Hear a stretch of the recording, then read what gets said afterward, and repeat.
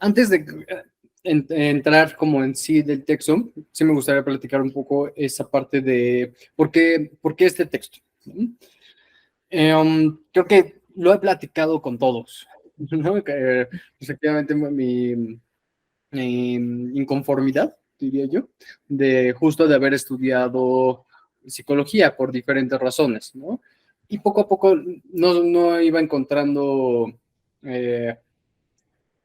pues argumentos que funcionaran en contra de mi posición, ¿no? Al contrario, cada vez como que me encontraba un poco más incómodo, molesto al respecto de mi decisión en ese momento, ¿no? Si alguien llegara y me preguntara, oye, ¿qué para estudiar psicoanálisis estudio psicología? Yo diría, no, mejor métete a teatro o a literatura o filosofía o cualquier otra cosa, más no psicología.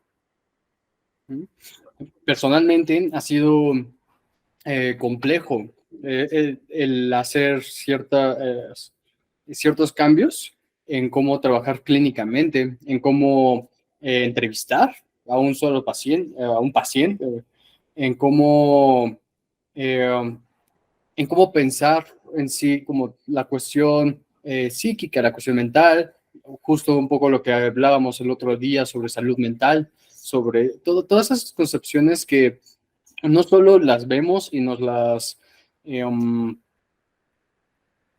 solo las vemos y nos las explican en las clases de psicología, sino que hoy en día además es algo que lo vemos en todas partes, ¿no? En redes sociales principalmente es como el boom, es como justo la salud mental y el como tres tips para no ser tóxico y cosas de ese tipo, ¿no? Uh-huh. Entonces, como fueron pasando los años, pues me fui incomodando cada vez un poquito más con esa decisión que tomé en ese momento. Y no ejercí por una simple razón. Carly la conoce bien, lo hablábamos en la carrera, ¿no? Yo no quiero trabajar en recursos humanos. Uh-huh. Es lo que yo no quiero hacer, trabajar en recursos humanos, además de que es muy aburrido, ¿no? Muy tedioso, habrá la gente que le guste, qué bueno por ellos, no es mi caso, ¿no? Eh, pero algo que no te dicen es que una vez que sales, y que sales como licenciado en psicología, es lo que hay, ¿no? Eso es a lo que puedes realmente aspirar, o bien algo más educacional o algo en otras áreas, pero que finalmente terminan siendo cierta defensa no para la persona en sí, ¿no? Acaban siendo en defensa y en pro a la institución en la que uno va a estar trabajando, ya sea en la empresa, ya sea a la escuela, ya sea al hospital, al instituto, a cualquiera, siempre va a ser en pro a la institución, vaya, ¿no? En el mismo nombre lo va hablando, ¿no? Es recursos humanos. Entonces, eh, um, algo que me surgió a partir del texto y de lo que iba hablando Brownstein, fue una idea de que ya entendía un poquito más ese malestar. No se trataba un poco en sí de que no me gustara el área de recursos humanos de la psicología y que era lo único que me quedaba por ejercer, sino que parece ser, ¿no? A partir de esta perspectiva, que psicología es recursos humanos. Entonces, a mí me ayudó para enclarecer esa parte, ¿no? Ahorita ustedes me dicen qué opinan, ¿no? Pero en un sentido de que a veces uno tiene esta idea, ¿no? Es típico, yo creo que todos lo escuchamos en nuestras clases de psicología, como, oye, ¿por qué escogiste psicología, no? Y la típica respuesta de, porque yo quiero ayudar a las personas, quiero escucharlas y quiero, no sé, ¿no? Es lo que es más común, ¿no? Me acuerdo hasta una maestra que una vez que nos lo preguntó dijo, pero por favor no digan que quieren ayudar a las personas, ¿no? Ya realmente, ¿por qué quieren estudiar psicología? ¿No? Es la respuesta más común que uno recibe al preguntar, ¿por qué estudio psicología? En mi caso yo quería tener pacientes, la verdad, ¿no? Era algo que venía muy familiar en esa idea de medicina, no me gustó tanto medicina, pero quería tener mis pacientes. Y fue parte de la desilusión darme cuenta que justamente no iba a poder con solo la carrera de psicología. Hoy lo pienso y digo, qué bueno, qué bueno en efecto que me esperé. Supuestamente hay que hacerlo, no todos lo hacen. ¿Y por qué qué bueno que no lo hice? Porque justo se hubiera caído en esta práctica. Y la práctica en la que hoy vamos a estar platicando. Una práctica que va en función a una cierta meta de normalidad. Leo se siente igual de frustrado que yo, por ejemplo, en estos momentos, ¿no? Entonces, no sé. Sí, con cierta meta o cierto objetivo de estándar, de un estándar, ¿no? De esa cuestión de de normalizar o de adaptar, como lo pone en el texto. Porque si nos vamos a indagar esas preguntas y nos las cuestionamos realmente, pues vamos encontrando no respuestas como se va pretendiendo en psicología que se van encontrando. Al contrario, cada vez nos vamos metiendo en terrenos mucho más complejos, mucho más vastos y mucho más inaprensibles, mucho más difíciles de solo platicar, ¿no?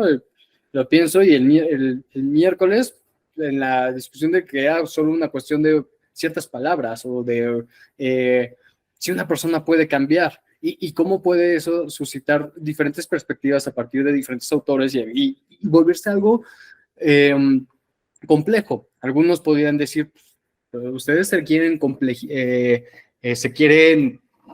confundir de más, ¿no? Solo se quieren hacer más pelotas diciendo palabras cada vez más complejas, cada vez más, pues vaya, no conocidas, desconocidas, ¿no? Pero, y es algo que explora Brownstein en el primer capítulo, eso es necesario.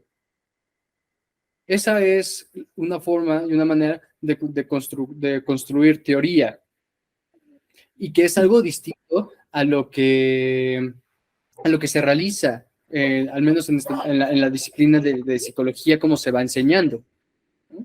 Porque partimos justo desde ahí, y es el primer capítulo del libro, ¿no? Porque para llegar a de hecho, recomendé porque el mismo autor, Brownstein, menciona que es ideal comenzar con este capítulo, el 14, porque esboza ya más general lo que ha ido construyendo en los capítulos pasados. Este funciona incluso como introductorio al mismo libro, aunque sea el 14. Entonces, el primer capítulo justo va a este problema, ¿no? ¿Cómo se constituye la ciencia? Y parte de que hay tres caminos, ¿no? Está el empirista, está el teológico y está el teórico y práctico. Empirista, ¿no? Lo que yo puedo sentir comiéndome mi marucha, ¿no? Que ya no me la voy a poder terminar. Pero lo que yo puedo sentir y los datos que puedo recabar a partir de lo que como de ella, ¿no? La ideológica, estas producciones espontáneas que surgen en mi mente que pueden develar cuestiones ocultas de la realidad o de la naturaleza, ¿no? Un ejemplo muy claro sería de pienso, luego existo. Y el tercero sería el teórico práctico, que toma en cuenta el primero como este primer contacto con lo que nosotros en efecto podemos sentir y a partir de ahí abstraer cosas, abstraer imágenes, conceptos e ir construyendo teoría. Pero la teoría es por completo abstracta, ¿no? Entonces, de esta forma, y vaya, estoy resumiendo mucho el primer capítulo, podemos pensar en que esas abstracciones son lo que realmente constituye a la ciencia. En este intercambio de datos que podemos ver, en efecto, que podemos calcular, medir, nombrar. Ajá. pero ¿para qué? ¿No? Eso es precientífico. ¿Para qué, qué genera esto? ¿Qué hay detrás de esto que estoy viendo? Así es como, por ejemplo, en la física, pues lo que hablamos el otro día, ¿no? Se llega incluso hasta los quarks, ¿no? ¿Qué es un quark? ¿No? Podríamos hablarlo en otros círculos y sería algo muy vasto. Pero alguien lo verá, alguien lo podrá sentir, alguien lo podrá... No, no. Existen diagramas e ideas de cómo puede verse, mas no hay una fotografía fiel a cómo sería un quark. Todos son a partir de cálculos y abstracciones para explicar cómo es que está constituido la materia. No por ver las sillas se está haciendo o se está estudiando física, sino es de que está constituida esa silla y que no podemos ver. Es una abstracción, ¿no? Pasa lo mismo justo en la química, que toma ese ejemplo en cuanto a las nomenclaturas, a los enlaces y cómo el azúcar y la sacarosa, ¿qué relación tiene la sacarosa con el azúcar? El azúcar tenemos el contacto, la sacarosa no. O sea, la sacarosa es igualmente una abstracción que funciona para poder compartirlo y poder entenderse entre los químicos. ¿De qué están hablando? Así pasa en diferentes ciencias. Pero ¿qué pasa cuando hay ciencias, por ejemplo, la biología, donde, que también Brownstein toma este ejemplo, donde pone en jaque el pensamiento de un momento histórico y de una idea dominante? En este caso, las monarquías, la iglesia, donde ya no somos solo el producto de imagen y semejanza de Dios, del Creador. Ahora somos y pertenecemos también al mundo animal, ¿no? Somos un proceso de evolución muy, muy complejo y muy vasto, pero pertenecemos al mundo animal. Entonces, eso ya empieza a ser distinto y tan distinto y tan rechazado en momentos por esta cuestión. Imagínate que incluso hoy, a la fecha, hay grandes grupos que consideran que no, que esos son inventos, que esos son cuestiones, vaya, que casi hasta lo conspiranoico, ¿no? Pasó lo mismo en la astrología, ya no éramos el centro del universo, ¿no? Ahora somos un astro flotando, ¿no? En un sistema mucho más complejo, que a su vez está flotando en algo mucho más complejo, que a su vez está flotando en algo mucho más complejo. Entonces, ese descubrimiento de Copérnico pasó 300 años prohibido. Y cualquiera que lo defendiera estaba, híjole, se la estaba jugando, realmente. Hubo gente que fue ejecutada y quemada viva por tener ese tipo de ideas. Y entonces cuando surgen nuevas disciplinas científicas, ¿no? El materialismo histórico por una parte, que en este texto lo van a estar comentando mucho, y el psicoanálisis, donde también cuestiona ciertas posiciones. O sea, el materialismo histórico en una cuestión de que también tu lugar dentro de la sociedad no está determinado por ti. Está determinado por tus condiciones materiales, por la familia en la que naciste, por el barrio y por el código postal por el que naciste. Están determinados muchos de los aspectos de tu vida. Hasta qué punto puedes llegar a crecer, hasta qué punto puedes llegar a influir en tu medio. Y vaya, y no hay mucho que hacerle, ¿no?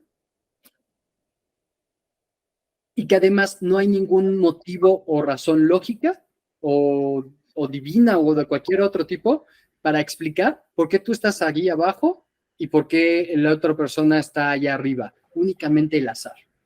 Y entonces eso puede frustrar bastante. No tiene nada de justo, realmente. Y el psicoanálisis, donde es el tercer, se considera un golpe igual al narcisismo de la humanidad, ¿no? Que es o sea, no solo podemos no ser parte del este reino divino, ¿no? O sea, no somos los reyes de la naturaleza en la parte de la biología, no somos el centro del universo, no somos, vaya, no podemos escoger nuestro lugar en la sociedad. Y ahora, con Freud, es también una cuestión donde tu parte yoica, tu razón, tu conciencia, híjole, es algo muy pequeño comparado a todo lo que tú eres. Al principio eso puede sonar muy fuerte. También viéndolo y avanzándolo y digiriéndolo un poco más, es algo muy bonito. Porque es algo que nos invita justo a explorar algo mucho más profundo y mucho más vasto en nosotros mismos.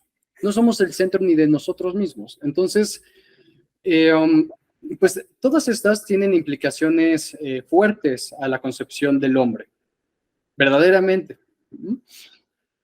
Pero además, estas dos últimas tienen algo que es diferente a la biología y a la astrología, donde permanecen, por así decirlo, neutras, sino que el materialismo histórico y el psicoanálisis también tienen cierta intención, y una intención de proponer cambios, proponer modificaciones, proponer alteraciones a dichos sistemas, a dichas estructuras que además son invisibles, más que porque sean invisibles no significa que no existan. Entonces, bueno, existen como abstracción, lo mismo que la sacarosa y lo mismo que los átomos y quarks, pues, que ahí están, no los podemos ver. Bueno, ya hay una fotografía de un átomo y solo se ve un puntito brillante ahí, ¿no? Y costó millones y millones de dólares tomar esa fotografía, ¿no? Pero en el sentido en que una vez que existen estas abstracciones, estos sistemas y estas estructuras, se pueden proponer ciertas formas de intervenir y de acceder a dichos objetos. Pero estos sí tienen ciertas implicaciones sociales, tienen implicaciones políticas muy profundas. Y entonces, ¿qué sería más sencillo? Simplemente ocultarlo, velarlo, en una cuestión de, pues, es que no lo podemos ver. Entonces, eso no sería ciencia. Y es algo, y es una cosa que nosotros nos enfrentamos todos los días. Basta con estar leer los comentarios de alguna publicación de psicoanálisis para encontrarse en el tercero, es una pseudociencia. Entonces, este libro en la introducción, no, en el primer capítulo, habla de que justo, y yo creo que estaba bien harto también Brownstein de ese argumento, porque dice, y creo que lo pone, este es el libro que hacía falta. Ah, sí, literalmente así empieza el libro. Este libro nos hacía falta, y desde hace mucho tiempo. Pasaron ya 75 años desde que nació el psicoanálisis en medio del silencio, o cuando lograba romperlo del escándalo. Y bueno, ahí empieza. Pero justo empieza así. Y cómo el psicoanálisis, por la misma naturaleza de la disciplina que tenemos, confronta todo el tiempo, molesta, incomoda todo el tiempo.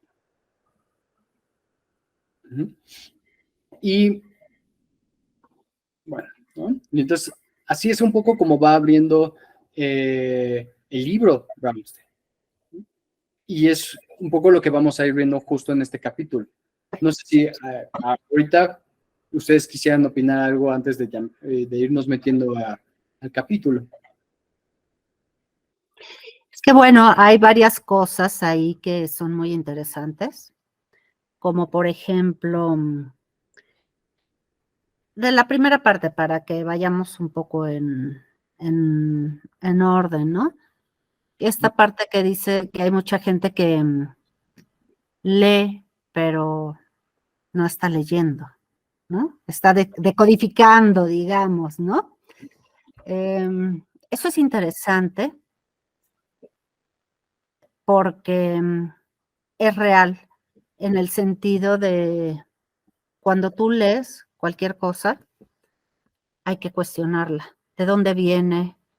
¿Hacia dónde me está llevando? Porque es muy fácil y a veces por una, digámosle, una pereza intelectual, ¿no? La gente no se cuestiona. Entonces es muy importante hacer que se dé este cuestionamiento de, ¿y esta información es verdad? ¿Esta información hacia dónde me lleva? ¿Cuál es la tendencia hacia dónde me está dirigiendo esta información? Entonces, yo creo que esta es una problemática actual, porque antes mucha gente, en la Edad Media, por ejemplo, era muy pocas las personas que realmente leían y la mayor parte de las personas eran ignorantes en el sentido de que no tenían ni siquiera la posibilidad, ¿no? De acceso al conocimiento, y entonces tenían que aceptar lo que se les decía. Esto viene desde los griegos hasta la Edad Media o más. Cuando ya la gente tuvo posibilidad de leer y de estudiar un poco más y se abrió todo esto, pues empezó por la decodificación, pero no por el pensamiento crítico. Poca gente tenía un pensamiento que cuestionaba. Ya por ahí de 1800, la época, los grandes filósofos siempre cuestionaron, pero en la época de finales de 1800 y todo, cuando el auge de la psicología, bueno, es un poco lo que yo he visto y leído, ¿no? Hubo también muchas personas que estuvieron en contra de la misma psicología. Y eso lo aprendí cuando estaba yo haciendo mi tesis, del doctorado con Edith Stein, que ella empezó por la psicología. Yo alguna vez ya lo había platicado eso con Felipe. Filosofía, no, psicología e historia fue lo primero que ella empezó a estudiar. Pero muy pronto, como era una mujer inquieta y cuestionadora, abandonó la psicología y se cambió a la filosofía. Y se fue siguiendo a uno de los grandes maestros, que es Edmund Husserl, el padre de la fenomenología, que fue su maestro, y ella fue la mano derecha de él durante mucho tiempo. Y cuestionaba la psicología porque la veía muy básica, digamos, muy conductista, muy positivista en sus inicios. Entonces prefirió irse por la filosofía que le ofrecía la posibilidad de un pensamiento mucho más amplio y de una crítica. Bueno, escribió no sé cuántos tomos, 4 tomos de este tamaño, de toda su filosofía, ¿no? Porque hay que cuestionarse. Y justamente ella se cuestionó, pues, cuestiones sociales de su época, como fue la discriminación. Ella era judía y alemana, le tocó la Primera y la Segunda Guerra Mundial, pues cuestiones políticas, se cuestionó la discriminación de la mujer y fue activista y todo el rollo. Luego hizo su búsqueda por la filosofía y acabó en la teología y todo este rollo que ya alguna vez les platiqué, ¿no? Pero bueno, la gente que se cuestiona, pues es la gente que piensa y que no se deja manipular. Más adelante por ahí leía un autor que habría que buscar algún texto de él en algún momento. Se llama Anthony Gramsci. Anthony Gramsci fue, pues, le tocó vivir también entre la Primera y la Segunda Guerra Mundial en Italia, ¿sí? Lo tuvieron preso durante muchísimo tiempo porque él era más comunista y socialista y sus ideas eran demasiado revolucionarias y cuestionaba muchas cosas, pero él dijo una cosa que nunca se me ha olvidado, la leí en un texto que ahorita te cedo la palabra, Charlie, que leí en un texto que nunca he vuelto a encontrar, y lo tenía yo dizque guardado, pero no sé dónde lo dejé, y decía: queremos cambiar la forma de pensar, por eso lo metieron a la cárcel, y otras cosas, pero bueno, queremos cambiar la forma de pensar de América Latina, por ejemplo. No nos va a ser tan fácil, dijo, como ha sido con las guerras en Europa, porque aquí se tomó por la fuerza, ¿sí? América Latina tiene una muy arraigada la cuestión de la familia, la religión y cuestiones de este tipo. Entonces tenemos que empezar a cambiar su forma de ver el mundo. Pero esto no va a ser fácil. Decía, para que se dé un cambio en la mente, tienes que trabajar y se va a dar de una generación a otra. Él calculaba que como 30 años. Y hizo un plan estratégico de cómo hacerlo. Y pues decía que aquí nosotros teníamos familias muy grandes, ¿no? Y empezó todo el movimiento de la cuestión de hacer el cambio. Mi papá decía que en su época había anuncios, hablando de cuestiones publicitarias, ¿no?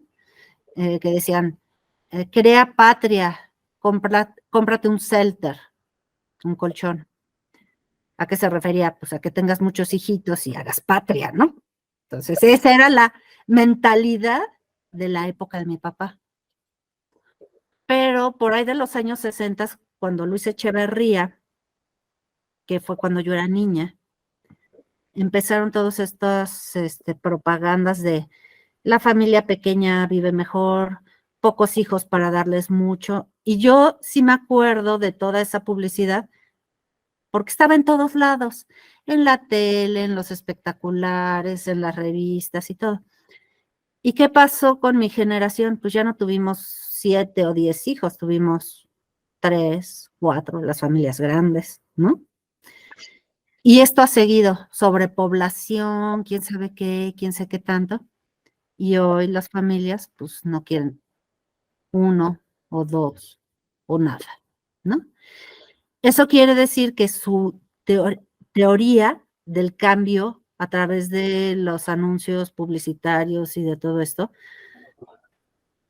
hay validez en lo que él proponía, porque el punto maquiavélico de su propuesta era, hazlos pensar que lo que piensan, ellos lo están pensando y no es lo que tú les estás diciendo.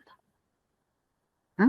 Entonces, esa parte, por eso lo traigo, me acuerdo tanto, porque dije yo, wow, eso es increíble, cómo realmente uno cree que uno tiene la idea sobre una cuestión, y eso es pura psicología, ¿eh? Psicología de las masas, o psicología social, o o política, toda esta cuestión, ¿no?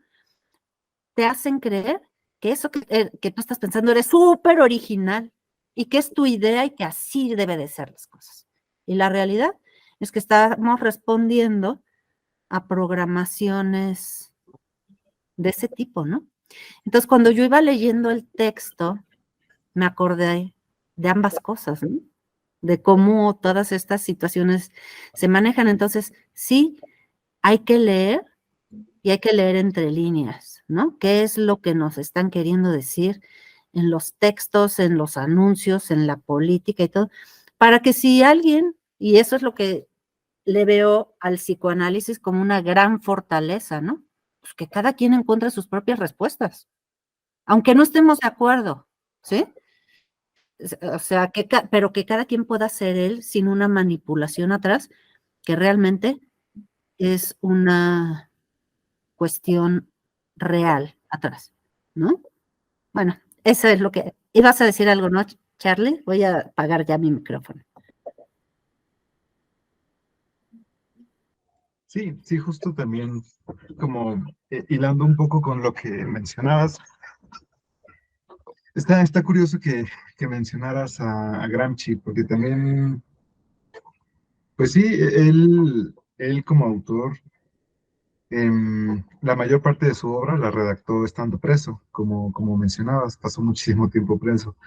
Y, y justo su obra son los escritos de prisión, me parece algo así.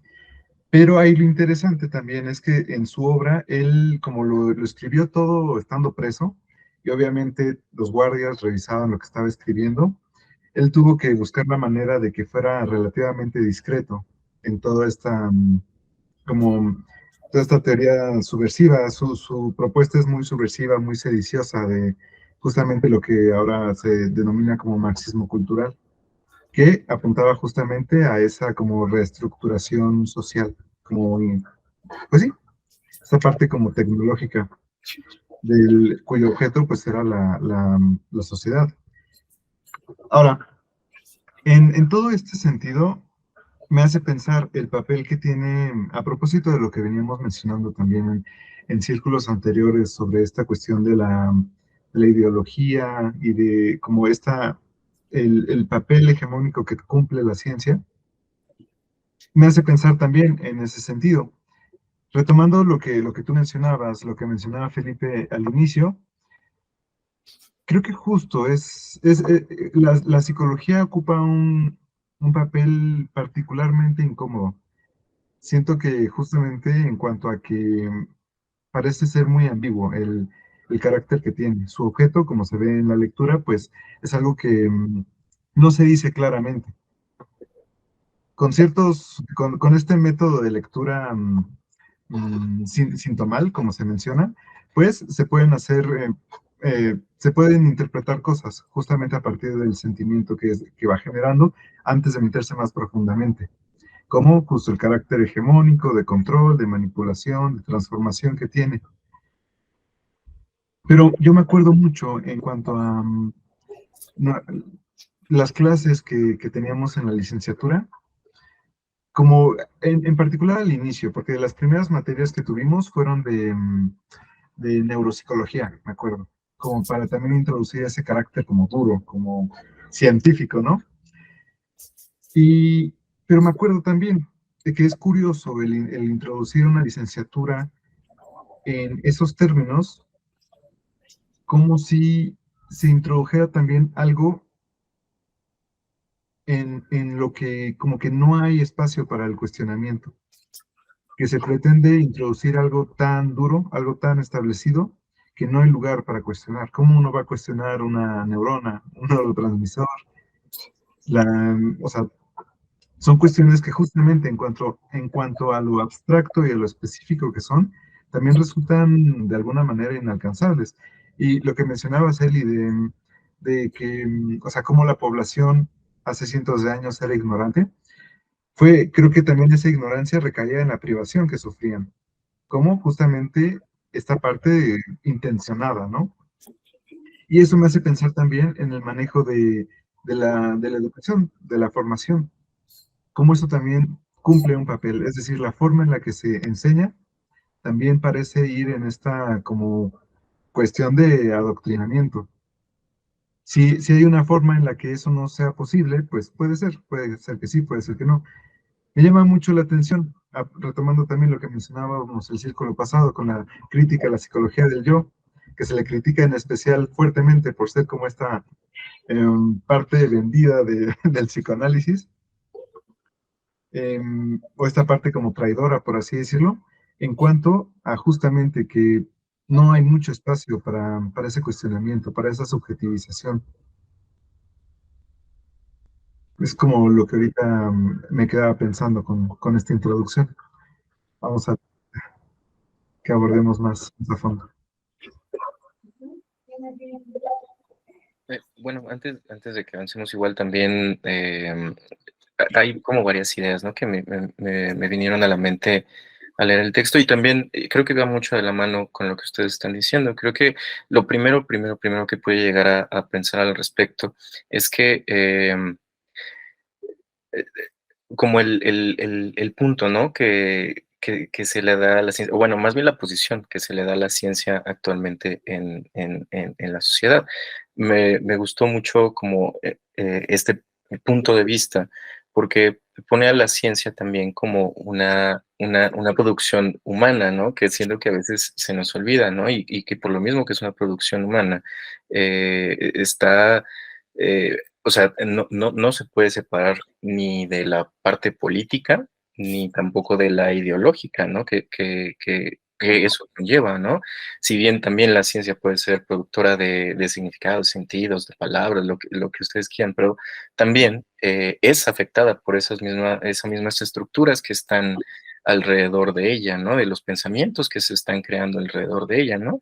Y puede sonar a veces como como muy lógico, ¿no? Muy obvio, pero creo que es muy importante tenerlo en cuenta, porque, eh, creo que justamente esa parte, ¿no? De que a veces se nos olvida que la ciencia es algo humano, es lo que a veces pone a la ciencia como si fuera algo fuera de nosotros, como si se pudiera ir atrás, ¿no? Y ver el mundo y poder decir exactamente lo que es, cómo es, ¿no? Sin ningún tipo de...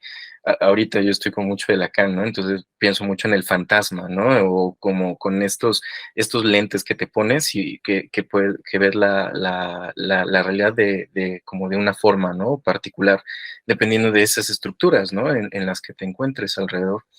Eh, y de nuevo, creo que eso es súper importante porque se nota mucho, o sea, por ejemplo, en este debate, o al menos yo lo veo así como muy obvio esa postura, ¿no? De estar fuera del hombre, cuando se debate la situación de ciencia contra religión, ¿no?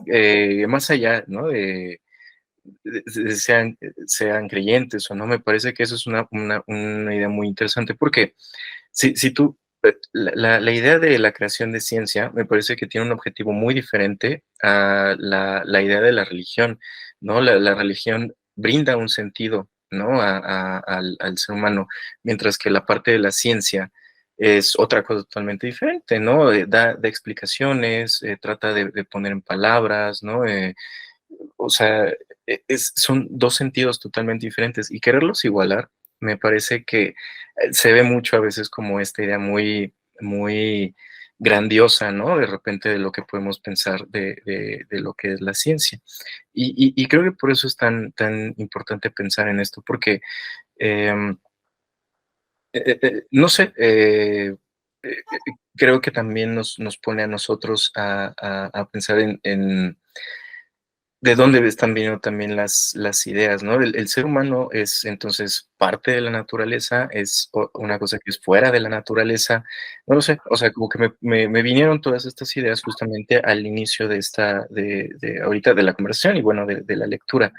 Y pues bueno, eso es un poquito también de lo que estuve pensando al respecto con lo que ustedes me decían. Sí, porque justo comenzando por como lo vas planteando, bro, al inicio del capítulo pone y abarca esa cuestión de cuál es el objeto de la psicología, ¿no? Y que es todo un problema, ¿no? Hay un capítulo, el segundo, es que parece que les estoy haciendo marketing de propaganda del libro, pues que de verdad qué buen libro, ¿no? Que justo habla de qué entienden los psicólogos por psicología.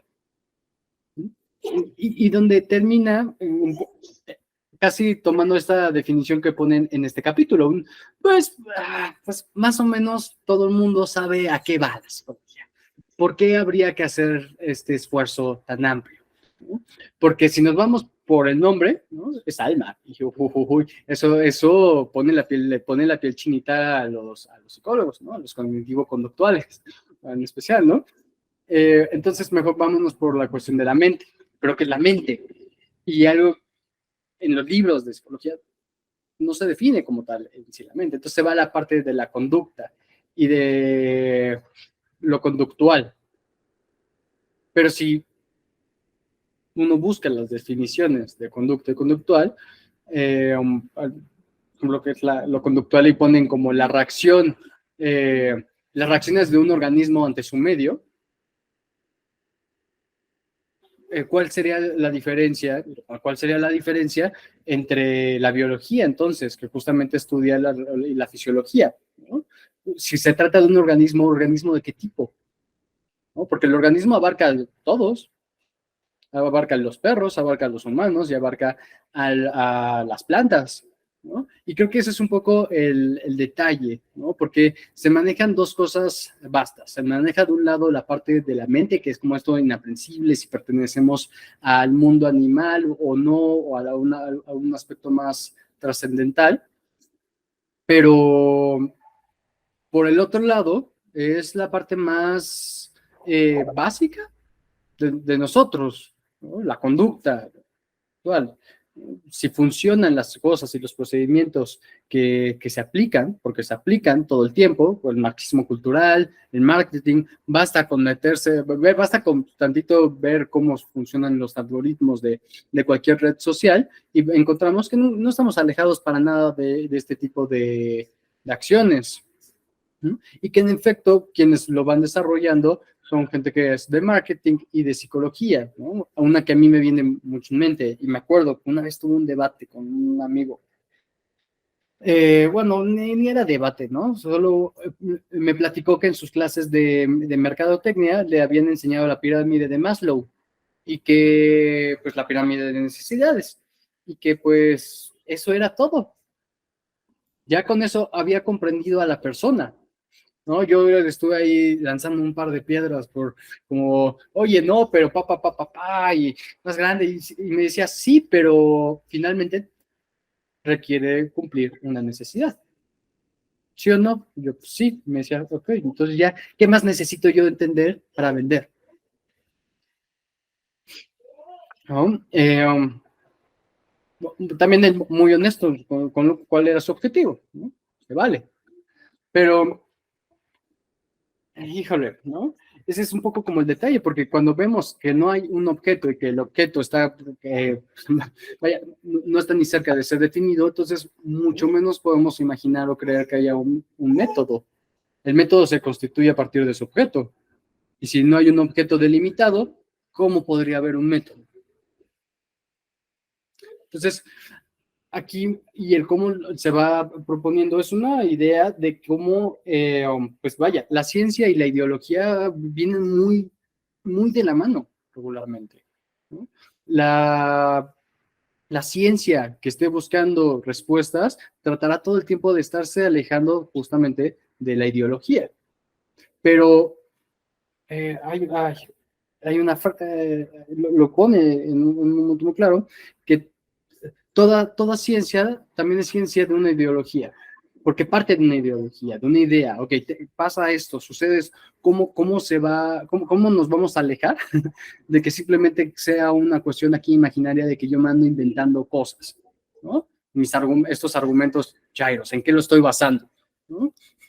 Y a partir de ahí es donde justamente la ciencia va partiendo en este cuestionamiento, en esta metodología, en esta obtención de datos y replantearse las cosas. Ah, bueno, entonces esto no sé ni qué es, entonces le vamos a poner algo que sea, al menos que nos ayude a poder hablar e irlo pudiendo conceptualizar de qué se va a estar tratando todo esto. Y eso es lo que se fue justamente armando en el psicoanálisis.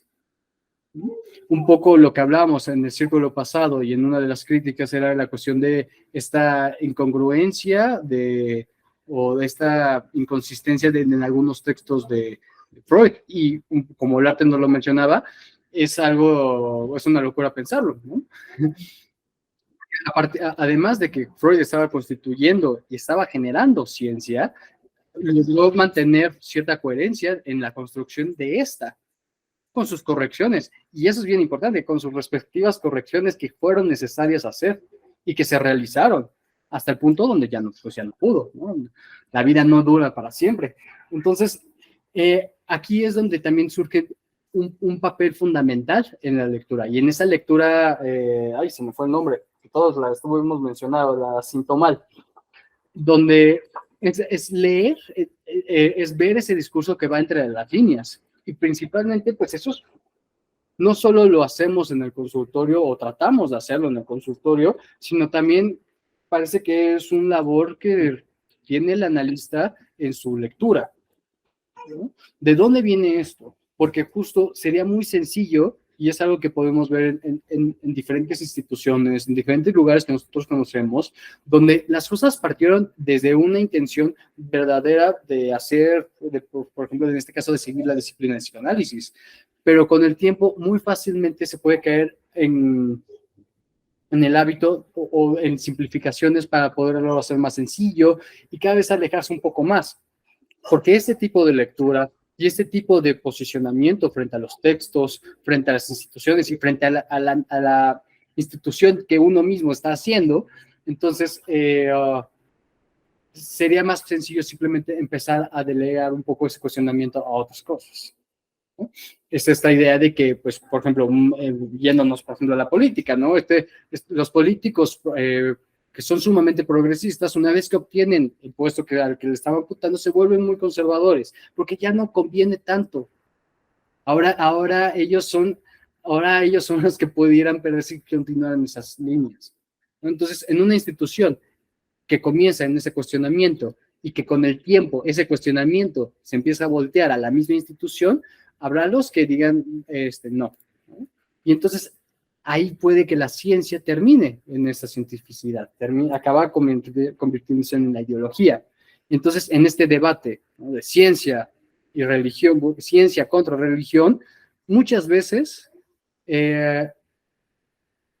lo difícil sería más bien señalar cuál es el fanático de cuál, ¿no?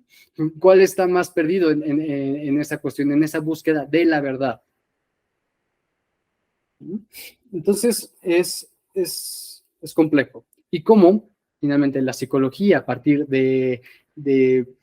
vaya, es que creo que en momentos no somos tan complejos como nos gustaría pensar que lo somos, ¿no? Sucumbimos ante este tipo de técnicas. ¿Por qué? Porque no seguimos perteneciendo a ese mundo animal, en muchos sentidos.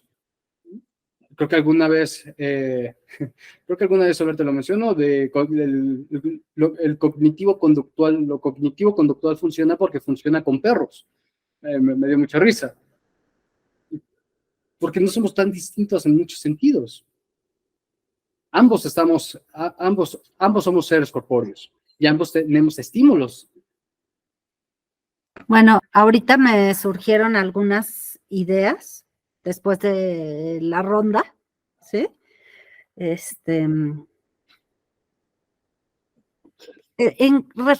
Con referencia a lo que es la ciencia, o a esta cuestión que ahorita estamos platicando de la ciencia como un marcador casi indiscutible para algunos grupos, yo creo que lo que tenemos que recordar todos es que al final la ciencia siempre está limitada. Está limitada porque siempre va a haber algo más en algún momento, ¿sí?, que la va a enriquecer o va a tirar la teoría, ¿no? Entonces, pensar que la ciencia es la respuesta, como en nuestra sociedad actual se plantea muchas veces, pues es también limitarnos a nosotros mismos, ¿no? O sea, esta parte creo que es importante de lo que estaban platicando hace ratito Alejandro Monge y Felipe, ¿no? La ciencia es importante porque sí nos va marcando pautas, pero no es la respuesta para siempre ni por siempre. Ese es un punto, ¿no? Y si no hay un objeto como claro, como lo marca el texto en algunas ramas de la psicología, pues estamos como navegando sin dirección, ¿no? De hecho, por ahí en el mismo texto hablan de Miller, ¿no? Y a mí me llamó la atención una de las frases que venía ahí que decía: la psicología es cualquier cosa que tú quieras que sea. Bueno, pues acomodémosla a las necesidades, que es lo que está pasando, ¿no?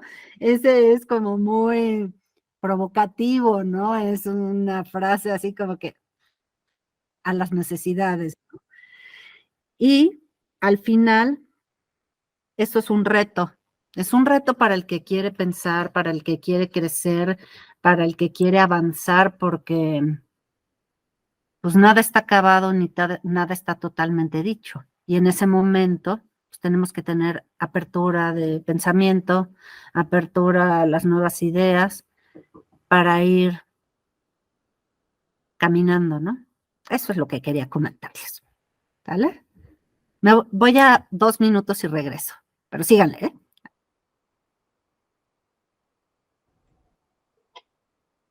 Bueno, yo lo que quería aportar va en torno a este carácter insidioso que, que se manifiesta en la lectura, a propósito de mantener esta ambigüedad también. Ya lo que hemos visto es que, bueno, esta cuestión de lo científico no se basa en torno a, vaya, no pensarlo como en una cuestión, mm, pues, digamos, definitiva, ¿no? Sino en la ciencia como un método, digamos. Pero al momento en el que la ciencia toma, estaba pensando ahorita como esta cuestión del destino de la ciencia, ¿no? Y lo que se presenta cuando se menciona este enfrentamiento que pues está todo el tiempo entre ciencia y religión, como si fueran comparables, aunque quizás sí son comparables en cuanto a los efectos que la ciencia busca como alcanzar, pero justamente como ese encuentro, ese choque, me parece algo bastante también perturbador, como a lo que yo refería de esta parte insidiosa, ¿no? En la que se manifiesta justamente como el carácter hegemónico que busca ubicar, como en esta parte de una herramienta de explotación. ¿Qué pasa cuando se logra instaurar como la ciencia como una meta ideológica, digamos? Pues pasan cosas raras. Y justamente creo que, como mencionaba Felipe al inicio, no es coincidencia que, pues, el destino por excelencia, pues sí, el destino general de la psicología va hacia cuestiones industriales, pues, tal cual la psicología industrial. Ahí yo también coincido con Felipe en la cuestión de que creo que lo que yo reconocía también en mi formación era esta parte de quizás lo que yo no puedo estar de acuerdo y lo que no puedo como tolerar es que nosotros nos acercamos a la psicología en un inicio, bueno, yo me acerco a la psicología a través también de su misma ambigüedad, de esta ambigüedad de, pues puede ser muchas cosas, puede ser para ayudar a las personas, puede ser para entender cómo piensan, puede ser para entender los sentimientos, puede ser para mejorar tú mismo, etcétera, puede ser, como se menciona en la lectura, puede ser lo que tú quieras.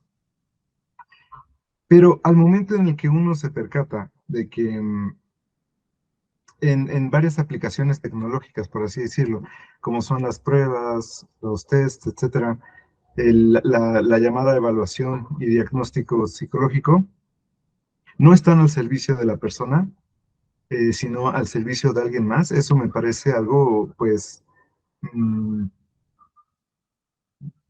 cuando menos bastante sospechoso, por plantearlo así como, pues, muy burdamente. Pero me hace pensar también en esta parte de la psicología como este intento también de reducir, como me parece algo mórbido incluso, de como conceptualizar con una intención de control la vida, como se menciona en el texto, me parece que la vida mental se refiere, ¿no? Y justamente ahí lo importante es la ciencia y la mente, me parece, o sea, la parte de la vida está como descartada. Y eso me parece a mí algo terrible, algo, pues, monstruoso, por así decirlo. Es interesante los cambios que se van, bueno, en el camino que varios de nosotros hemos tenido de transicionar de psicólogos hacia psicoanalistas. Yo me acuerdo que cuando iba a entrar a la licenciatura, yo hablé con un par de psicólogos que eran muy picudos en cuanto al aparente éxito laboral que estaban teniendo, lo cual en sus vidas personales era un desastre absoluto, pero eh, daba la pinta de que les iba bien. Y me acuerdo que me dijeron en varias ocasiones, ten cuidado con los psicoanalistas. Ah, caray, ¿a qué se referían? Y creo que después de tanto tiempo, me voy dando una idea de a qué se referían, pero iba más bien justamente no en un sentido de un interés por la persona, sino algo más se movía ahí. Gracias, gracias. Primero, me disculpo, pues se me atravesó una cosa personal al último momento. Este texto Bueno, antes me solían dar, en mi práctica docente, digamos, me solían dar la materia de epistemología, ¿no? Ha sido una de las experiencias más bonitas que he tenido, pero también más frustrantes que he tenido, ¿no? Porque justamente trabajaba ese texto, ¿no? Sí, pues es una desproporción ponerle ese texto a un chico que está iniciando a estudiar psicología y particularmente una psicología que en principio que de principio a fin se vende como académica y que presume, ¿no?, de esa cientificidad. Yo siempre planteo esa cientificidad decimonónica, ¿no? Una cientificidad cuyos criterios, digamos, eran operativos en el siglo XIX. Por fortuna no seguimos en el siglo XIX, ¿no? Pero es un texto muy pesado particularmente porque hace críticas muy punzantes, ¿no? Esto bueno, críticas muy punzantes, pero finalmente lo que está haciendo es develar justamente la ideología que está detrás de la psicología académica, ¿no? Por fortuna no es la única psicología que existe, hay una incipiente psicología crítica que es interesante, hay una incipiente intento de una psicología deconstructiva que es interesante, ¿no? Pero finalmente el gran eje o el dominio hegemónico justamente está en esa psicología, ¿no? Muy de tipo pues sí, de la UNAM, ¿no? En términos de ese imperio del dato, ese imperio del método que llaman científico, que realmente de científico tiene pocas cosas, es un método, digamos, en un sentido estricto cuantitativo, y en ese sentido sí, es un método cuantitativo, ¿no?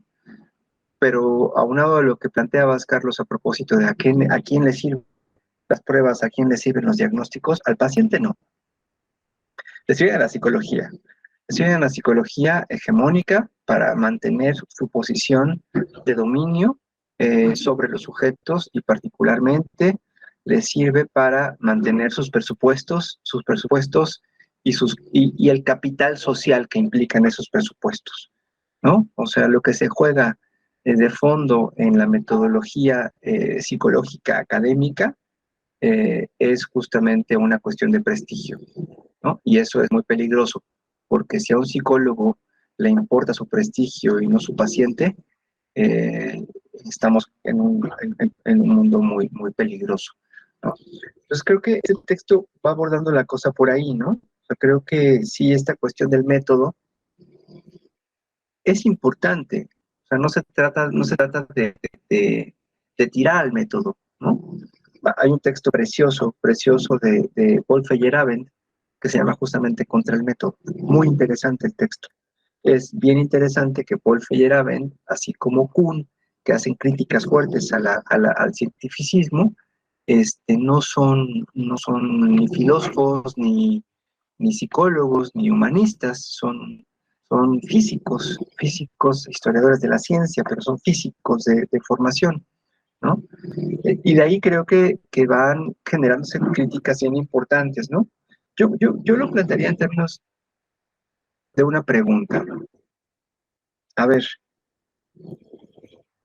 sabiendo esto que va planteando Brownstein, que lo plantea irónicamente, que lo plantea que da coraje leerlo, Brownstein da mucho coraje leerlo, es muy molesto Brownstein al leerlo, es muy soberbio también, ¿no? Cae en eso que critica, ¿no? Le critica a la ciencia su soberbia en términos de pretender tener la hegemonía del sentido, y también su texto es así, ¿no? Él por su parte era un tipo muy gentil, pero su escritura es muy pesada. Pero yo lo que preguntaría es una pregunta a los psicoanalistas, y me encanta que sean psicoanalistas en formación, ¿no? ¿Por qué, si la psicología está tan mal parada, epistemológicamente hablando, ¿sí? ¿Por qué existe esta tendencia en un cierto psicoanálisis, en ciertas escuelas, de querer volver a hacer psicología, de pedirle chichi a la psicología en términos de cientificidad, en términos de presupuesto, en términos de espacios, en términos de reconocimiento. Cuando realmente, si la psicología quisiera hacerse ciencia, tendría que preguntarle mucho al psicoanálisis, ¿no? Yo lo plantearía en esos términos. Mi formación, mi formación de psicólogo es muy sui generis, soy psicólogo de la UAM Xochimilco. Esa es una cosa muy extraña, ¿no? Lo que compartimos los que egresamos de la UAM Xochimilco como psicólogos es que nos hacemos psicólogos muchísimo tiempo después de haber salido de la universidad, cuando estamos trabajando en las instituciones, que finalmente tenemos que aprender un lenguaje nuevo que desconocemos, unas coordenadas completamente distintas a las que corresponden a la propia formación, ¿no? Pero yo creo que esa pregunta punzante hay que sostenerla. ¿Por qué? ¿Por qué el psicoanálisis o ciertos psicoanálisis siguen pidiéndole chichi a la psicología en términos de método, ¿no? ¿Por qué un psicoanálisis tendría necesidad de psiquiatrizar? ¿Por qué un psicoanálisis tendría necesidad de dar un diagnóstico?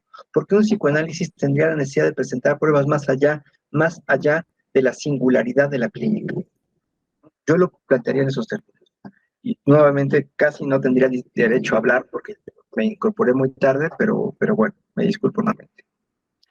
Yo creo que lo que estás preguntando, Alejandro, tiene que ver con lo que hemos absorbido de nuestra educación y de nuestros sistemas anteriores. O sea, ¿por qué quieres caer otra vez en lo que ha habido antes? Pues porque tienes que romper con tu propia estructura. Yo por ahí me iría, ¿sí me explico? No en lo personal, pues, sino en lo general, pero tiene que ver con cada uno de nosotros. ¿Por qué? Pues porque hay una jalón hacia lo que ha sido. No sé qué piensen los demás. Sí, un poco. Ay, gracias por regresar, ahora te esperemos que todo esté bien. Y al contrario, adelante. En cuestión de lo del no tener derecho para nada, no creo que a nadie le moleste aquí.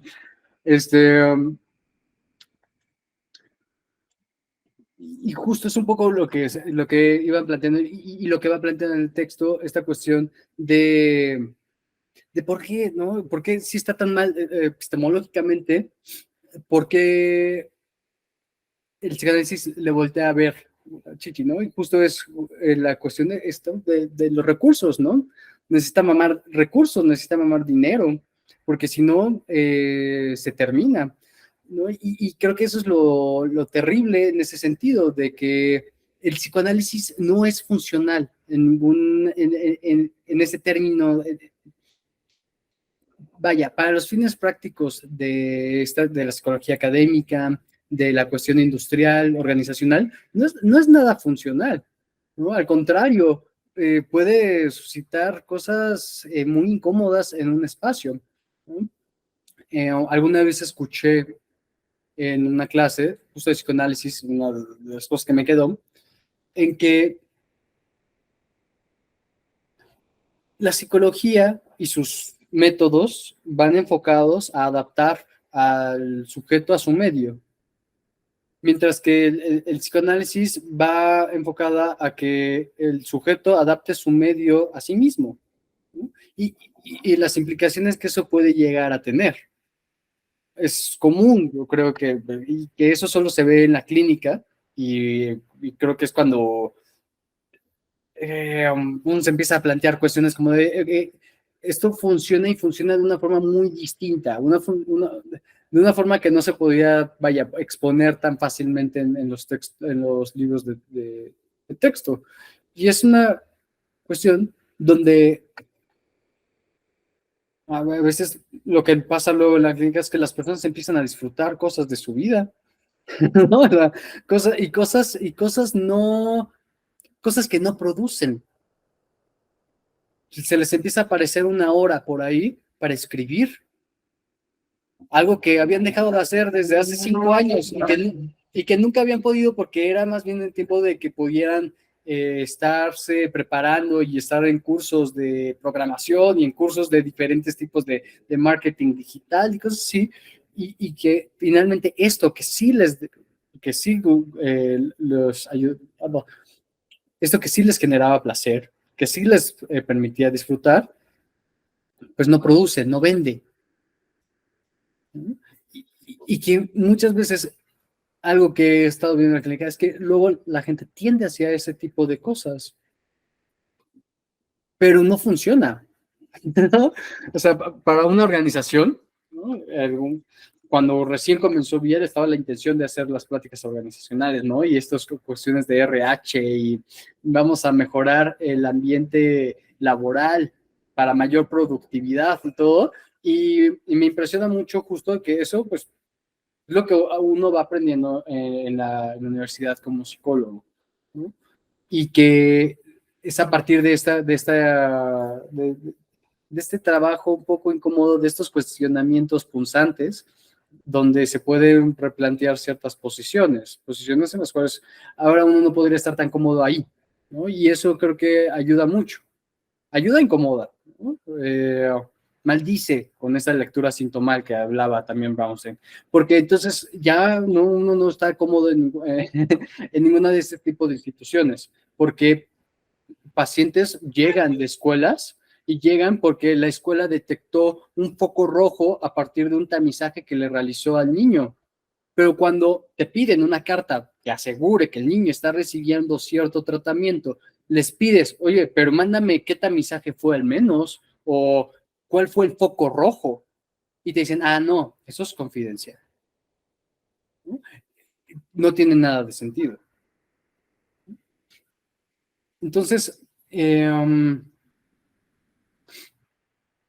es increíble como, y Miller, este análisis que le haces sistemático, ¿no? A Miller es impresionante porque como también Miller va avanzando en la forma de hablar, ¿no? Empieza con una cuestión como medio, bueno, como muy, hasta vaya, está escrito bonito, ¿no? Y nosotros tenemos la tarea de ir reestructurando a los individuos y adaptándolos a su medio. Suena lindo.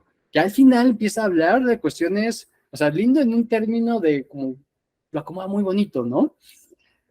Justo, ¿qué se está queriendo decir en estas palabras lindas y bonitas? Es algo terrible, es algo monstruoso, porque incluso en un momento dice de la vida mental que mencionaba Carlos, ¿qué importa? ¿Mm? ¿Qué importa que no lo sepamos? Lo importante es que lo podamos modificar. Justo sin que interese el dueño de esa mente, ¿no? Por así decirlo. Lo que interesa es que ese cuerpo, y ahí sí se va más a esta cuestión, el cuerpo funcione y funcione para sostener ciertos engranes.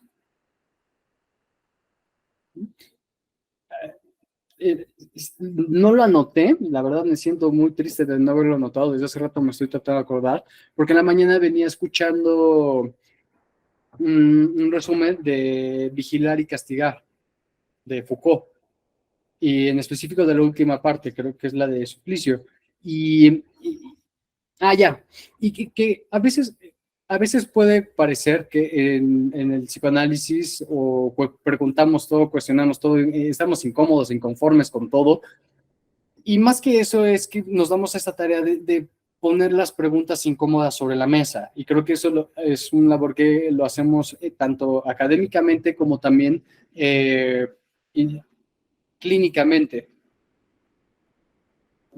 Entonces, no sé, porque no todo en sí es malo, y es justo esta frase, es la frase de Foucault, no todo es malo, pero sí todo es peligroso, y mientras que las cosas se mantengan peligrosas, también es una idea de que nosotros podemos hacer algo. Hay que encontrar formas, métodos, resistencias en alguna forma, en algún sentido, pero existir, porque ya al final, Miller ya empieza a ser más cínico, ya no está hablando de una persona, empieza a hablar de víctima, que la víctima caiga en la trampa. Y Miller, no sé si ustedes se acuerdan, no sé si la UAM lo tienen tan en buena estima como al menos en la UVM, sí. Miller es uno de los psicólogos que en efecto nos enseñaron bastante. Y justo este libro. Por eso a mí me impresionó mucho que tomara este libro, porque yo recuerdo haberlo leído y de hecho lo tengo, porque me lo enviaron y por eso me impresionó mucho. Fue de las cosas que más me impresionaron. Sí, creo que ya hay fila. Creo que va... Charlie, lo levantas primero. Sí. Y regreso en 5 minutos, no voy a sacar a Leo de la bañera. un momento. Sin duda es muy interesante la manera en la que, pues, en el texto se descuartiza la propuesta de Miller. Y me quedo pensando también, esta parte de lo que mencionaba Felipe, de algo que no produce, y la parte, o el cuestionamiento también de qué utilidad tiene que un sujeto se atreva a vivir. Más que utilidad, para no jugar en los mismos términos, pues qué implicaciones tiene, ¿no? Obviamente nosotros, pues ya de lo que hemos revisado, se vuelve aparente esta parte del carácter, pues, explotativo, ¿no? De estas posturas. Eso es algo que me asombra muchísimo. Con la pregunta que hacías, Alejandro, yo lo vivo bastante con varios colegas, como esa ansiedad, esa inquietud de querer como psiquiatrizar, de querer poner una etiqueta, de darle un nombre, y ese nombre con lo que acarrea, ¿no? Como esa limitante a lo que uno ve, a lo que uno siente. Lo que eso me evoca, creo, es a esta parte de la falta, ese posicionamiento ante eso que nos angustia y pues que se nos ha enseñado por el entorno en el que vivimos a pues que la respuesta es intentar oprimirlo, es intentar controlarlo, es esta reacción violenta. Habría que pensar si es la única manera. Yo creo que, yo creo que hay un punto bien importante allí, ¿no? Y ahí creo que está justamente la diferencia fundamental entre la psicología y el psicoanálisis. Y también, ¿no? Voy a jugar un poco con Freud. Justamente allí está el shibboleth entre los psicoanalistas, ¿no? Entonces, y creo que tiene que ver particularmente con esta cuestión de la falta, ¿no? Por eso, perdón, desde mi articulación del psicoanálisis, o desde como el psicoanálisis se me articula, más bien, yo no puedo pensar a Freud sin Lacan. Creo que Lacan sí viene a poner ciertos puntos sobre las IES, particularmente en lo que tiene que ver con la falta, donde, digamos que se estructura la ética de la práctica, ¿no? Entonces, en ese sentido, creo que sí, justamente el diagnóstico y las herramientas científicas y la prueba y cuánta cosa, ¿no? Las evidencias, las tan cacareadas evidencias, ¿no? Tienen que ver particularmente con un intento fallido, obviamente, de acallar la angustia, ¿no? De callar la angustia del clínico, del psicólogo en ese sentido, y justamente de la imposibilidad de acallar la angustia, ¿no? El efecto es la adherencia ideológica a la ciencia, ¿no? O a ciertos presupuestos decimonónicos de la ciencia, que no distan mucho de la religión, más allá de la pretensión de verdad, en la pretensión de sentido hegemónico o de sentido absoluto, ¿no? Creo que por ahí va lo que Lacan decía, ¿no? Y creo que es bastante chocante, pero creo que de ahí parte la ética de la práctica analítica, ¿no? La interpretación del psicoanálisis, la intervención en el psicoanálisis no busca dar sentido, busca generar un oleaje, no busca colmar la falta del paciente, no busca colmar la falta del analizante, no busca colmar la propia falta del analista, busca generar un oleaje y ese movimiento abre la posibilidad de otra cosa. ¿Qué? Toda intervención, toda interpretación es un acto riesgoso, evidentemente. No tenemos ninguna garantía. Nadie puede decir con los pelos de la burra en la mano que tiene la garantía de que su intervención, hablada o silenciosa, ¿sí? Fue apropiada. Eso lo vamos a saber en retrospectiva, solamente en retrospectiva. Y quién sabe si lo sepamos. Apostaríamos que sí, ¿no? Entonces creo que justamente ahí está la ética analítica, está justamente en qué hago yo con mi falta, qué hago yo con mi angustia. Y lo primero que puedo hacer, lo primero que tengo éticamente que hacer es reconocer que ahí hay una ansia insalvable, que ahí hay un agujero que no puede ser suturado. Y solamente a partir de reconocer esa ansia, ese agujero que no puede suturarse, es que podemos hacer algo, en principio, con nuestra propia angustia, ¿no? Luego, esto que plantea Felipe hace rato me parece interesante, ¿no? Es algo que no produce, el psicoanálisis, la práctica analítica no produce. No produce en un sentido hegemónico capitalista, pero vaya que produce otras cosas, produce la emergencia del deseo del sujeto. Y eso es realmente lo que a mí me sostiene en mi práctica. La apuesta por esa emergencia, es lo que a mí en lo personal me sostiene en mi práctica, ¿no? Creo que ahí está justamente, no es tanto que no produzca, sino que no produce algo que el capitalismo desea, ¿no? En ese sentido, y ahí me arriesgo a decir todavía algo más, ¿no? El psicoanálisis o es anticapitalista o no es. Y creo que ahí habría que pensar cosas.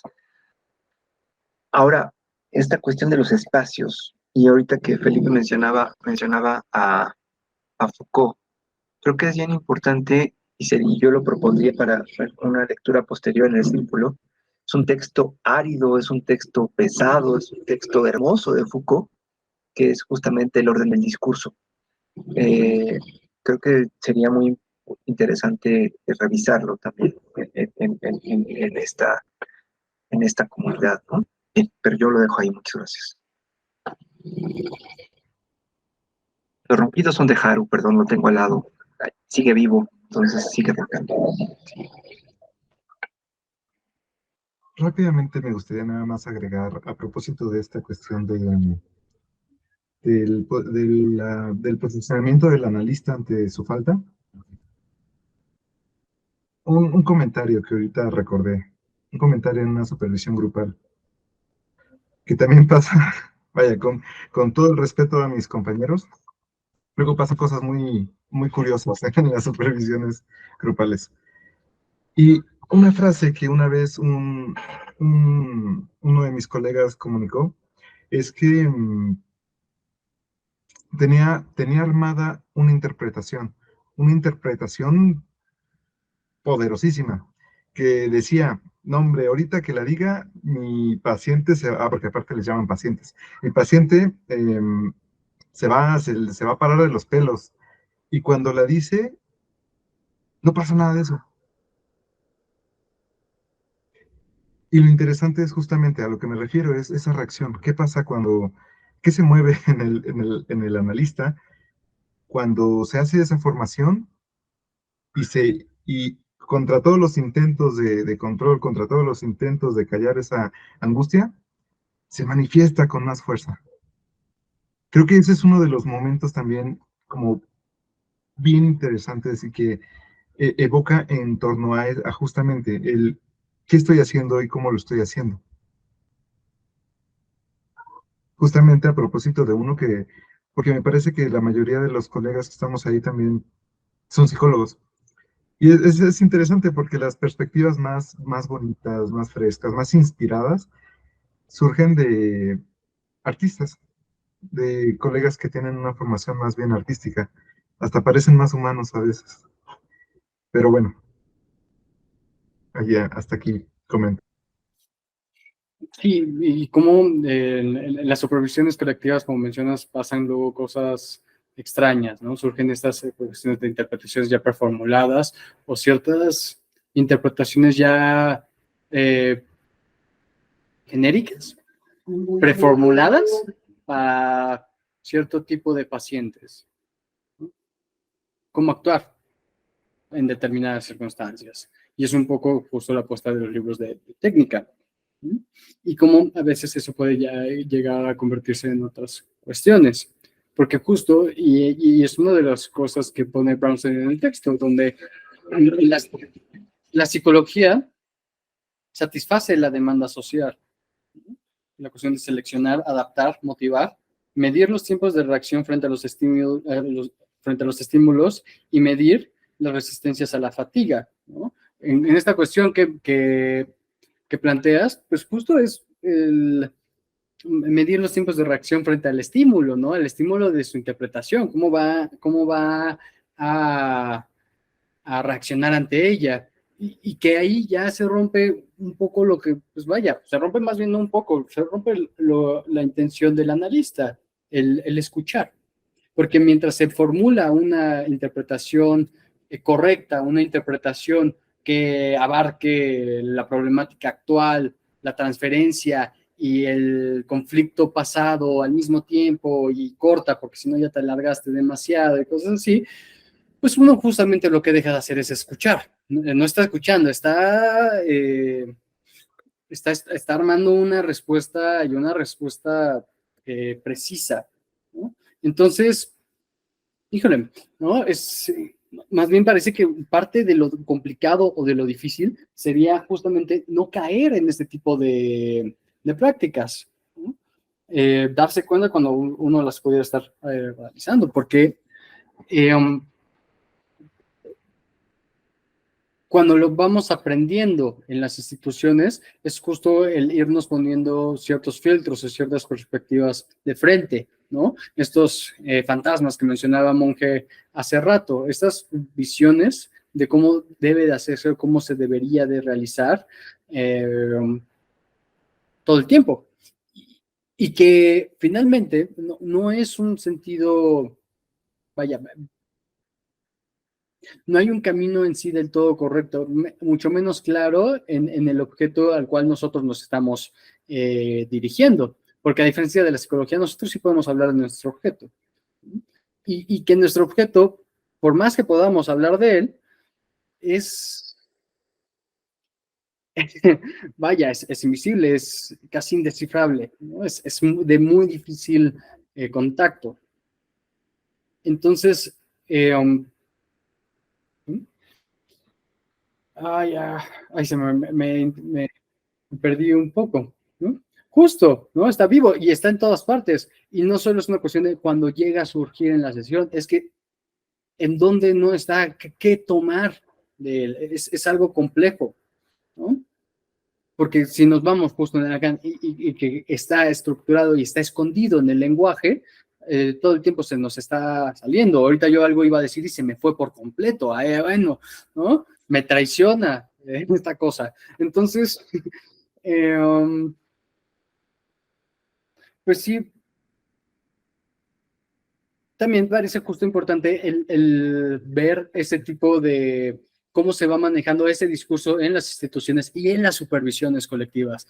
Creo que ahí se puede ver mucho en qué dirección se está yendo una institución, una escuela, porque es una forma de estandarizar, normalizar cómo es la intervención de estos psicoanalistas en dicha escuela. Hay intervenciones que pueden no llegar a ser válidas para determinado profesor. Dejemos atrás la institución, solo para determinado profesor. Aquí debiste haber, y es típico, ¿no? Debiste haber interpretado antes la transferencia. o no, ¿no? Ahí justo es un poco lo que creo que también podríamos ir pensando e ir trabajando en este texto justo de Foucault, en el orden del discurso, cómo ahí justo se nos va planteando un cierto orden de cómo va a ser nuestro discurso como analistas. Tal vez por eso, esta cuestión híjole, la interpretación correcta, a mí me parece que es un sinsentido, la misma composición esta, ¿no? Interpretación correcta. Creo que ahora, así así como los psicólogos buscan acallar su angustia, buscan obturar su falta a partir de sus métodos, a partir de sus pruebas, a partir de sus estadísticas, a partir de sus evidencias, ¿no? Que, dicho sea de paso, terminan siendo una fotografía y ya, así de básico. ¿En qué medida los psicoanalistas no también se formamos en términos de buscar acallar nuestra angustia a partir de una interpretación, ¿no? ¿En qué medida, otra vez, ¿no? ¿De parte de quién? ¿De parte de quién es esa interpretación? Como con los niños, ¿no? O los adolescentes. Dolto planteaba, se deja de ser adolescente cuando no se responde con angustia ante la angustia de los padres, ¿no? Yo creo que también eso podríamos estirarlo un poquito más y plantearlo justamente que el analista adviene una vez que puede contener su angustia ante la angustia que le provoca el discurso del analizante. Porque si el discurso del analizante no provoca angustia, yo no me atrevería a decir que el que está detrás del diván sea un analista. El discurso del analizante siempre provoca angustia. Y está perfecto que lo produzca. El punto es no que la angustia esté, la angustia va a estar siempre. El punto es qué hacemos con esa angustia, ¿no?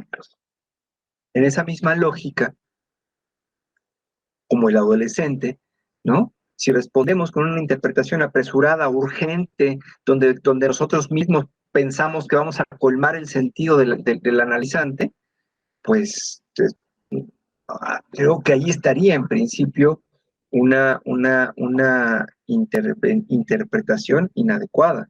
Por eso también, desde la intervención que hace Lacan al psicoanálisis, se habla cada vez menos de interpretación y se habla cada vez más de intervención, ¿no? Creo que tenemos que entender eso, que nuestra interpretación, cuando arriesgamos sea buscando ser una intervención. Y la intervención lo que va a buscar es provocar un oleaje. Esto es reavivar la falta o la conciencia de la falta en el analizante, lo que va a permitir a su vez que se produzca algo, que el analizante produzca algo, ¿sí? Desde su propio inconsciente. Creo que por ahí es tan interesante pensarlo, ¿no? Yo creo que de lo que están comentando ahorita, bueno, yo no soy psicóloga tampoco, no importa, pero es muy real. Qué bueno Y que a no la eres pregunta psicóloga, que hacía, Elizabeth. sí, es muy buena esa pregunta que hiciste al principio, que te decía que lo que pasa es que regresamos a lo aprendido, ¿no? Incluso yo creo que alguien que quiere responder o darle sentido al sentido de otro, pues finalmente sí es su propia angustia. Y el querer simplificar que de lo que se está hablando ahorita tanto tiene que ver con no haber procesado bien cuál es la forma del dar psicoanálisis sin querer, ¿no? Sin que se quieran meter. No lo digo por ustedes, lo digo así como viéndolo en general, ¿no? Como que dices tú, quien no lo piensa y se deja llevar por todas estas corrientes, pues lo que quiere es simplificar, llegar a respuestas, a lo mejor con lo que ha platicado Charlie ahorita, dar un diagnóstico, eso es muy médico, ¿no?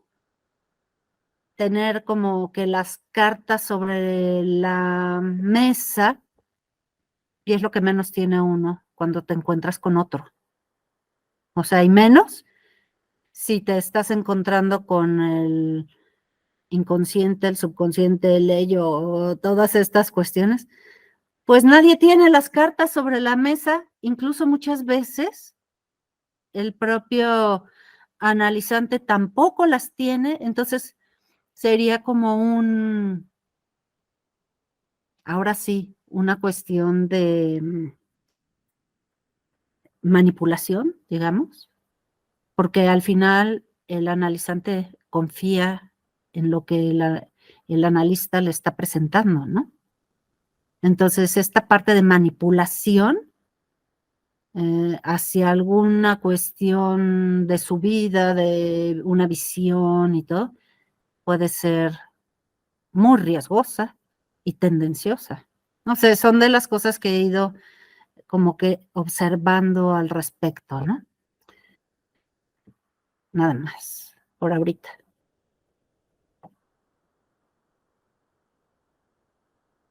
Y me gusta oír a los psicólogos que no son psicólogos como ustedes, porque entiendo también otra forma de pensamiento, ¿no? O sea, o de cómo fue su formación en un inicio, eso también para mí está siendo muy didáctico y se los agradezco. Muchas gracias. Fíjate, a propósito de esto que traes, Elizabeth, Freud decía que en la formación médica, ¿no? De hecho, se echa todo un libro, ¿no? Un artículo bastante complejo. Pueden lejos ejercer psicoanálisis, se llama el texto, es una maravilla. Donde va a sostener que la formación médica, la formación del médico, estorba para la práctica analítica. Yo lo plantearía o lo extendería todavía más, ¿no? Actualmente, la formación psicológica académica estorba para la formación como analista, ¿no? Uno tiene que, bueno, uno no, porque yo no me formé ahí. De hace rato decían que leyeron a Miller en la universidad. Yo nunca leí a Miller hasta que leí la crítica que le hace Brownstein a Miller. Yo soy un ignorante de muchas cosas de la psicología y me siento bien así, ¿no? Entonces, justo eso, ¿no? O sea, la formación del psicólogo en términos de estas como coordenadas cientificistas decimonónicas, que se reproducen así en la UNAM, se reproducen punto por punto, ¿no? Punto por punto. Hasta pena da verlo, pero bueno. Estorba mucho más para la formación como analista, ¿no? Hace rato decía Carlos, vienen opiniones más frescas de artistas, gente que está en el arte, pues sí, por supuesto, ¿no? Es mucho más libre la visión. Ahora, esto que planteabas, creo que hay que darle un giro más de tuerca, ¿no? Decías hace rato, Elizabeth, darle sentido a la angustia del otro, palabras más, palabras menos, corrígeme si lo estoy diciendo mal. Yo lo plantearía todavía en términos de que esa angustia de darle sentido a la angustia del otro, o quitar la angustia del otro, es justamente una reminiscencia del amor romántico, ¿no? Es esta reminiscencia del amor romántico. Yo voy a colmar lo que te falta. Yo te voy a dar la felicidad. Yo te voy a dar lo que tú realmente deseas, ¿no? O sea, eso ya termina más torcida la cosa, ¿no? Porque finalmente cuando en el dispositivo analítico, y estoy hablando ya desde el dispositivo analítico en un sentido estricto, se sigue planteando una relación romántica en ese sentido de colmar la falta del otro, ese dispositivo podrá hacer cualquier cosa, pero no es un dispositivo analítico, ¿no? El dispositivo analítico va a buscar justamente apuntalar la falta, sostener la falta, ¿sí? Entendiendo justamente el planteamiento lacaniano, aquel que no logra sostenerse ante su angustia, no puede sostenerse ante su deseo, ¿no? O sea, justo entendiendo que la falta, la angustia es el reverso del deseo, necesariamente. No hay uno sin el otro, ¿no? Entonces ahí va implicando una ética distinta, ¿no? O una ética formalmente dicha como ética. La ética del psicoanálisis, que es distinta de las demás éticas de alguna manera, ¿no? Decías hace rato también que el paciente confía en el analista y este podría manipularlo. Sí, a eso se dedica la psicología del yo, pero yo creo que sí estaría bien que dejemos de decirle analistas a esos sujetos, individuos en un sentido estricto, ¿no?